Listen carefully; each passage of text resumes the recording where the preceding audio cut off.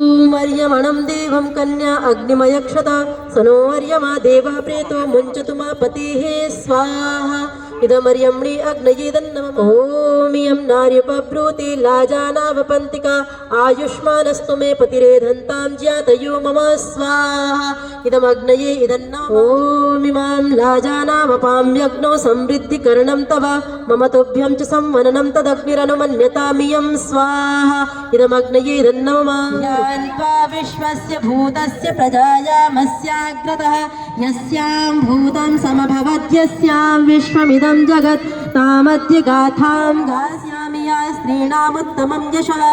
ॐ तुभ्यमग्रे पर्यवहन् सूर्यां वहतु नासः पुनः पतिभ्यो जायां दा अग्ने प्रजया सह ॐ कन्यला पितृभ्यः पतिलोकं यदीयमपदीक्षामयष्ट कन्याउदत्वया वयं धारा उदन्या इवाति गाहे महिद्विषः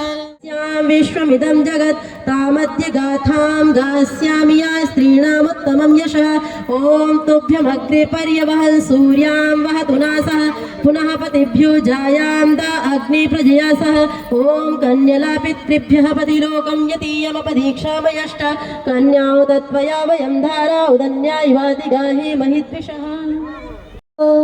इदं भगाय इदन्नमः विश्वस्य भूतस्य प्रजायामस्याग्रतः यस्यां भूतं समभवद्यस्यां विश्वमिदं जगत् तामद्य गाथां गास्यामि या स्त्रीणामुत्तमं यशः ॐ तुभ्यमग्रे पर्यवहन् सूर्यां वहतु नासः